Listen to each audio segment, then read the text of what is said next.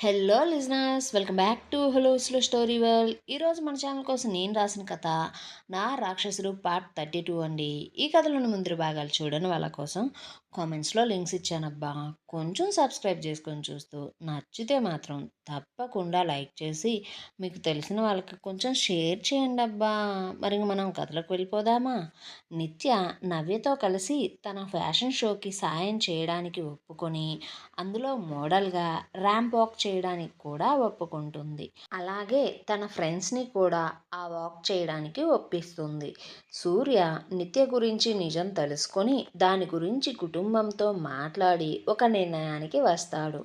అలాగే అదే రోజు రాత్రి సూర్య నిత్యతో సరదాగా మాట్లాడుతూ ఉన్న సందర్భంలో నిత్య సూర్యను, ఏంటి సూర్య, నువ్వు నాతో ఏమన్నా చెప్పాలా అంటూ అడగ్గా సూర్య కొంచెం ఇబ్బందిగా కదులుతూ, అది మరి నిత్య, విషయం ఏంటి అంటే అంటూ సూర్య మాటలలో గొనుగుతూ ఉంటే నిత్య కొంచెం ప్రేమగా సూర్యని చూస్తూ అతని ముఖాన్ని చేతులకు తీసుకొని, చూడు సూర్య, నేను నీ భార్యను, నువ్వు నాతో ఏదైనా మాట్లాడొచ్చు, నన్ను ఏదైనా అడగచ్చు, అయినా సరే నువ్వెందుకు ఇలా కంగారు పడుతున్నావు అంటూ ప్రేమగా అతనినే చూస్తూ, ఏంటి, ఏమన్నా సర్ప్రైజ్ ప్లాన్ చేశావా అంటూ చిలిపితనంతో చిన్నగా కన్ను గీటింది. నిత్య మూడ్ ప్రశాంతంగా ఉండడాన్ని చూసిన సూర్య కొంచెం స్థిమితపడి నిత్య చేతిని తన చేతిలోకి తీసుకొని, నిత్య, నువ్వు ఇంత తెలివైన దానివి కదా, అలాంటి నువ్వు ఎప్పుడూ కూడా నీ గురించి, అంటే నువ్వు ఎవరో, ఎందుకలా ఆశ్రమంలో పెరగవలసి వచ్చిందో, అసలు నీ వాళ్ళెవరో, ఎందుకు నిన్ను అలా చిన్నతనంలోనే ఆశ్రమంలో వదిలేశారో ఒక్కసారి కూడా తెలుసుకోవాలి అని నీకు అసలు ఎందుకు అనిపించలేదు అంటూ నిత్యను చూస్తూ అడిగి ఆమె ముఖ కవలికలను, ఆమె భావాలను గమనిస్తూ ఉన్నాడు. అయితే సూర్య మాటను విన్న నిత్య ఎలాంటి భావం లేకుండా చిన్న నవ్వును నవ్వుతూ, చూడు సూర్య, ఈ ప్రపంచంలో ప్రతి మనిషికి తనకంటూ ఒక రహస్యం ఉంటుంది. అలాగే ప్రతి అనాథకు కూడా తనకంటూ ఒక కథ ఉంటుంది. కానీ నా విషయంలో నా పుట్టుకే ఒక రహస్యమైన కథ. ఆ కథను గురించి తెలుసుకోవడం కోసం నేను చాలానే ప్రయత్నం చేశా. కానీ నాకు వెతికే దారులన్నీ చీకటిగానే కనిపించాయి. కానీ నీకొకటి తెలుసా సూర్య, నాకు నా ఆశ్రమంలో ఉన్న పిల్లలకు చాలా తేడా కనిపించింది. ఊహ తెలిసిన దగ్గర నుంచి కూడా నా చదువులోనూ ఇంకా నా ప్రతి పుట్టినరోజులోనూ ఆ తేడాని నేను స్పష్టంగా చూడగలిగా. ఎందుకంటే నేను నీతో పెళ్ళి వరకు చదివిన చదువు చాలా గొప్పది. ఒక అనాథకు ఆ చదువు చదవాలంటే చాలా కష్టం. సంవత్సరానికి కొన్ని లక్షలు అవుతాయి. అయినా సరే నేను ఒక్క పైసా కట్టలేదు. అలాగే నా ప్రతి పుట్టినరోజున నేను ఉన్న ఆశ్రమంలో అన్నదానం జరుగుతుంది. అది ఎలా ఉంటుంది అంటే నా తల్లిదండ్రులే నా పేరు మీద పంచభక్ష పరమాన్నాలు చేపించి పేదలకు పంచినట్లుగా ఉంటుంది. దీనిని బట్టి నాకైతే ఒకటి అర్థమైంది సూర్య, నాకు సంబంధించిన వారు ఎవరో ఇంకా ఉన్నారు అని అర్థమైంది. కానీ సూర్య, వాళ్ళెవరో నాకేమవుతారో తెలుసుకోవడానికి నేను చాలా ప్రయత్నం చేశా.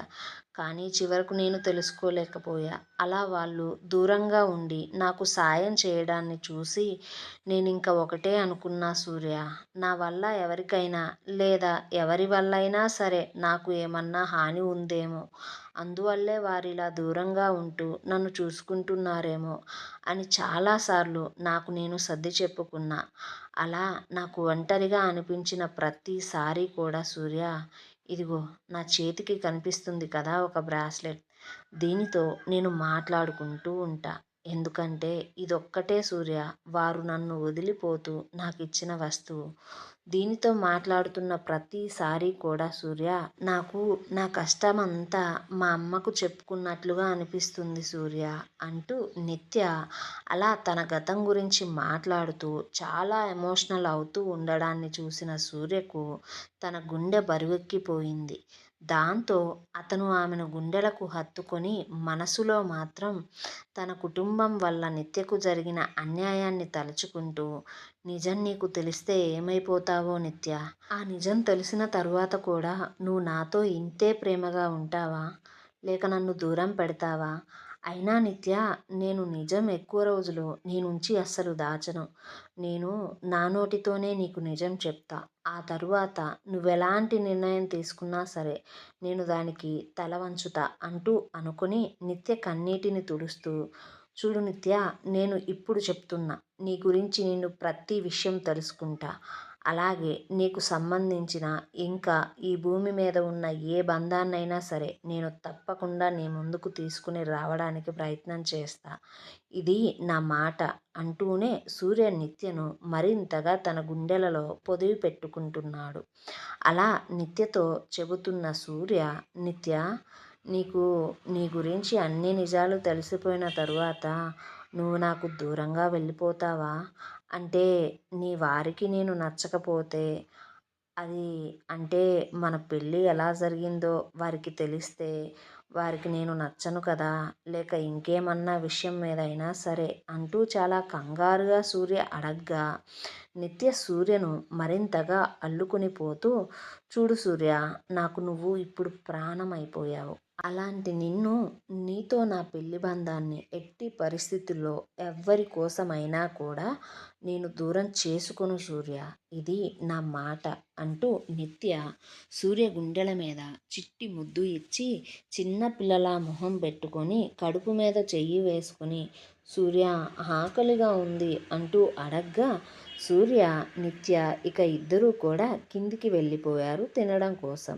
మరోవైపు పురుషోత్తం కంగారును చూసిన సుప్రజ అతనిని కొంచెం శాంతపరిచి వెళ్ళిన పని గురించి అడగ్గా పురుషోత్తం చాలా నిస్సహాయంగా, వైభవ్‌తో మాట్లాడే అవకాశం కానీ, కలిసే అవకాశం కానీ కలగలేదని చెప్పి, అసలు అతను ఎక్కడ ఉన్నాడో కూడా తెలుసుకోలేకపోయానని ఆమెతో చెప్పేసి, చివరి ప్రయత్నంగా సూర్యను కలిసి ఏదో ఒక విధంగా అతన్ని బ్రతిమిలాడి ప్రస్తుతానికి ఈ కష్టం నుంచి బయటపడాలని ఆఫీస్‌కి వెళ్ళానని అసలు విషయం చెప్పడం మొదలుపెట్టాడు సుప్రజకు. పురుషోత్తం సూర్య ఆఫీస్‌కి వెళ్ళగా సూర్య పిఏ అయిన నవీన్ పురుషోత్తంకి ఇంకో పెద్ద షాక్ ఇచ్చాడు.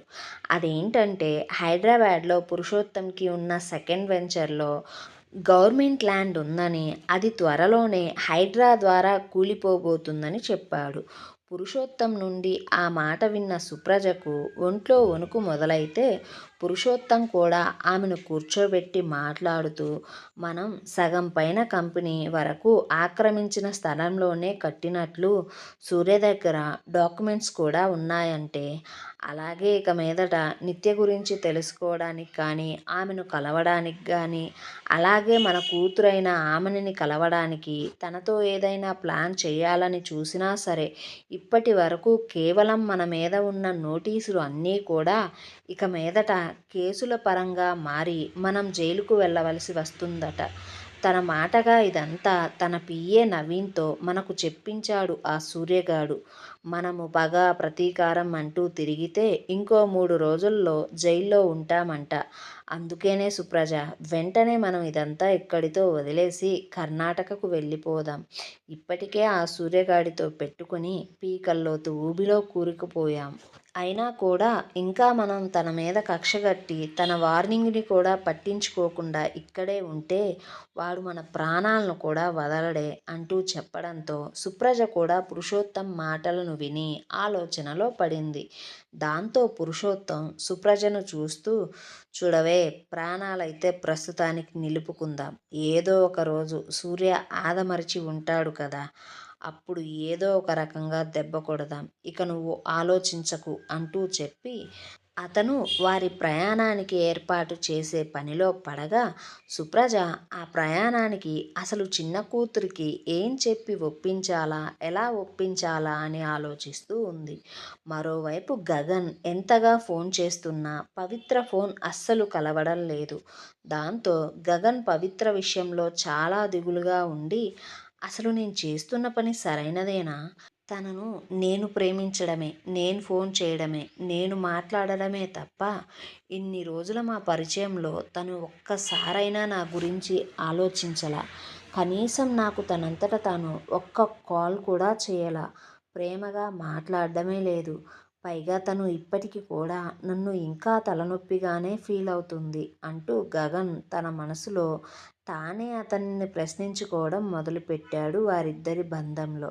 మరోవైపు మత్తులో ఉండి ఒళ్ళు తెలియక పడుకుని ఉన్న పవిత్రను తదేకంగా చూస్తూ ఉన్న వైభవ్ మనసు, మెదడు చిన్నగా వశం తప్పుతున్నట్లు అతనికే అనిపించడం మొదలైంది. దాంతో వైభవ్ ఒక్కసారిగా తలను విదిలించుకుని, పెద్దలు ఊరికే అనలేదు, ఆడది ఆటం బాంబు ఒకటే అని. ఆడది పక్కన ఉంటే మనసు ఎప్పుడూ కుదురుగా ఉండదు. బాంబు పక్కన ఉంటే ప్రశాంతంగా అసలు ఉండదు జీవితంలో అంటూ వైభవ్ చాలా కష్టంగా తనను తాను నిగ్రహించుకుంటూ ఆ హోటల్ గది బాల్కనీలోకి 2 దిండ్లను, 2 దుప్పట్లను తీసుకువెళ్ళి పడుకుంటూ, ఆ గదికి తాళం వేసి, ఆ తాళాలను జేబులో వేసుకొని బాల్కనీలోకి వెళ్ళిపోయి, ఆ గ్లాస్ డోర్‌కి కూడా ఉన్న గడిని వేసేసి, ఆ చల్లటి చిరుగాలికి దూరంగా కనిపిస్తూ ఉన్న ఆకాశంలో మల్లెలులా విరబూసి కాసినట్లు కనిపిస్తున్న చుక్కలు ఆకాశమంతా పరుచుకుని చంద్రుణ్ణి మరింత అందంగా చూపిస్తున్న నీలి నింగిని చూస్తూ చేతిలో ఉన్న దిండును గట్టిగా కౌగిలించుకున్న వైభవ్ అక్కడ వాతావరణానికి మైమరిచిపోతూ తనలో తానే మాట్లాడుకుంటూ, ఇలాంటి క్లైమేట్లో గానీ ఫస్ట్ నైట్ ఏర్పాటు చేసుకుంటే ఉంటుంది నా సామిరంగా, రాత్రంతా మాకు జాగారమే అని అనుకుంటూ వైభవ్ ఎప్పటికో తన మత్తైన ఆలోచనల నడుమ నడిరాత్రికి నిద్రపోయాడు. మరోవైపు నిత్య, సూర్య వారి ప్రేమలో మొదలైన విరహ వేదనను వారి ఇరువురి దేహాల ద్వారా తీర్చుకొని, వారి మనసులోని ప్రేమను మరింతగా పెంచుకొని, వారి ప్రతి అణువును క్షుణ్ణంగా తెలుసుకొని, శరీర రతిక్రియలో అలసిపోయి చెమటలతో నిండిపోయిన సమయంలో సుప్రజ నిత్యకు కాల్ చేసింది. అయితే నిత్య సూర్య వలన, అతని అమితమైన ప్రేమ వలన, అతని చిలిపి చేష్టల వలన అప్పటికే చాలా అలసిపోయి సేద తీరుతూ అతని గుండెల మీద ఉంటే, నిత్య ఫోన్ని తీసుకున్న సూర్య స్క్రీన్ మీద సుప్రజ పేరు చూడగానే సూర్య ముఖంలో ఉన్న సున్నితత్వం మాయమైపోయి గంభీరత్వం వచ్చి చేరింది. అది చూసిన నిత్య, ఎవరు సూర్య అంటూ అడగ్గా, సూర్య ఫోన్ నిత్యకు చూయిస్తూ, ఏంటి ఈ మనిషి నీకు ఈ సమయంలో ఫోన్ చేయడం అంటూ అడిగి ఫోన్ని నిత్యకు ఇస్తూ, ఫోన్ని స్పీకర్లో పెట్టు అంటూ చెప్పాడు సూర్య. మరోవైపు సోమేష్కి రాత్రిలో ఒక సమయానికి మత్తు చిన్నగా దిగుతూ ఉంది. అలా అతను ఆ బెడ్ మీద ఆ దిగుతున్న మత్తుతోనే అటూ ఇటూ దొర్లుతూ చివరికి కింద పడగా, అతనికి ఆ దెబ్బతో మిగిలిన కాస్త కూస్త మత్తు కూడా వదిలిపోయింది. దాంతో సోమేష్ చిన్నగా తన తలను పట్టుకుని కూర్చొని చుట్టూ ఆ గదిని పరిశీలించి చూస్తూ, అతను సౌదీలో లేనని, ఇండియాకి వచ్చానని ఈశ్వరే రప్పించినట్లు మొత్తం చిన్నగా గుర్తు చేసుకొని ఒక్కసారిగా లేచి వాష్ బేసిన్ దగ్గరికి వెళ్ళి చల్లని నీటితో ముఖాన్ని కడుక్కొని అద్దంలో తనను తాను చూసుకుంటూ తన 52 సంవత్సరాల జీవితాన్ని, అందులో అతను చేసిన తప్పులను, ఒప్పులను, నేరాలను గుర్తు చేసుకుంటూ, అతను ఎలాంటివాడో తలుచుకుంటూ, తనను, తన ఆలోచనలను చివరికి తన అదుపులోకి తెచ్చుకొని, సోమేష్ ఇప్పటిదాకా జరిగింది చాలు, ఇక జరగబోయేదాన్ని ఎలా అయినా సరే నేను మార్చాలి అంటూ అనుకొని ఒక 10 నిమిషాలు ఆలోచించుకున్న తరువాత సమయం చూడగా అప్పటికే 3 గంటలవుతుంది. దాంతో సోమేష్ తన గది నుండి బయటికి వచ్చి అదే ఫామ్ హౌస్లో హాల్లో సోఫాలో కూర్చుని ఆలోచిస్తూ అలాగే పడుకుండిపోయిన ఈశ్వర్ని చూస్తూ ఆ సోఫా పక్కకు వెళ్ళి అక్కడే ఉన్న మరో చిన్న సోఫాలో కూర్చుని గడిచిపోయిన కాలంలో అతనికి ఈశ్వర్తో జరిగిన సంఘటనలన్నీ తలుచుకుంటూ ఉంటే, అలా సోమేష్ ఆలోచనల నడుమ ఒక అరగంట సమయం తరువాత అనుకోకుండా మేల్కొన్న ఈశ్వర్ తననే మిడిగుడ్లు వేసుకుని చూస్తూ ఎదురుగా కూర్చుని ఉన్న సోమేష్ని ఒక్కసారిగా ఆ సమయంలో అక్కడ అలా చూడగానే అతనికి ఒక్క నిమిషం గుండె ఆగిపోయినట్లు అనిపించి ఒక్క ఉదిటిన నిద్ర నుండి అలాగే ఆ సోఫా నుండి కూడా లేచి కూర్చున్న ఈశ్వర్, ఏంట్రా ఎదవ, ఎలా పలా లేదా, నువ్వసలు నిద్రపోవా, ఇలా దెయ్యంలా నన్నే చూస్తూ కూర్చున్నావు, అయినా ఎంతసేపు అయింది నువ్వు ఇక్కడికి వచ్చి అంటూ అరుస్తూ ఉన్న ఈశ్వర్కి ఉన్నట్లు ఉండి ఏదో ఒక విషయం గుర్తుకు వచ్చినట్లు సోమేష్ని చూసి అరుస్తూ, ఎరా నీకు కొంచెం కూడా బుద్ధి లేదా, అంత ప్రయాణం చేసి వచ్చి రెస్ట్ తీసుకోకుండా ఊరి మీద పడి బలాదూర్ తిరగడానికి వెళ్ళిపోయావా, పైగా పోయినవాడివి పోక పీకల దాకా తాగి తూలుతూ ఇంటికి వచ్చేసావు, అసలు నీ గురించి నువ్వు ఏమనుకుంటున్నావురా అంటూ తనకు తోచింది మాట్లాడుకుంటూ పోతున్న ఈశ్వర్ని సోమేష్ ఎలాంటి ఫీలింగ్స్ లేకుండా చూస్తూ ఒక్కసారి ప్రశాంతంగా గాలి పీల్చుకుని వదులుతూ, చూడండి ఈశ్వర్ గారు, అసలు మీరు ఎందుకు నాకు సంబంధించిన జుట్టును ఇంకా లాలాజలాన్ని ఇండియాకి తెప్పించుకున్నారు, వాటితో మీరు ఎవరితో నాకు డిఎన్ఏ టెస్ట్ని చేయించారు, అసలు ఎందుకు చేయించారు, అలాగే ఇంకొక విషయం, అసలు ఉన్న పలానా నన్ను ఎందుకు మీరు సౌదీ నుండి ఇండియాకి రమ్మన్నారు, పైగా ఇండియాకి వచ్చి నేను బయటికి పోతే మీరు ఇంతలా ఎందుకు కంగారు పడుతూ పదుల సంఖ్యలో ప్రశ్నల వర్షాన్ని కురిపిస్తూ ఉన్నారు, అప్పటికేదో నేను ఏవో రహస్యాలను తెలుసుకోవడానికి బయటికి వెళ్ళి వచ్చినట్లు అంటూ మీ ఇష్టం వచ్చినట్టు మాట్లాడుతున్నారు అంటూ సోమేష్ వరుస పెట్టి ప్రశ్నలు అడుగుతూ పోతూ ఉంటే సోమేష్ అడిగిన ప్రశ్నలకు ఈశ్వర్లో మొదట భయం ఏర్పడింది. అలాగే ఇప్పుడు సోమేష్కి ఎలాంటి సమాధానాలు చెప్పాలా అని అతనిలో అతనే ఆలోచించుకోవడం మొదలుపెట్టి ఎదురుగా ఉన్న సోమేష్ వైపు కొంచెం కంగారుగా చూస్తూ ఉంటే అతనికి సోమేష్ చూపులలో కానీ ముఖంలో కానీ ఎలాంటి భావం అసలు కనిపించడమే లేదు.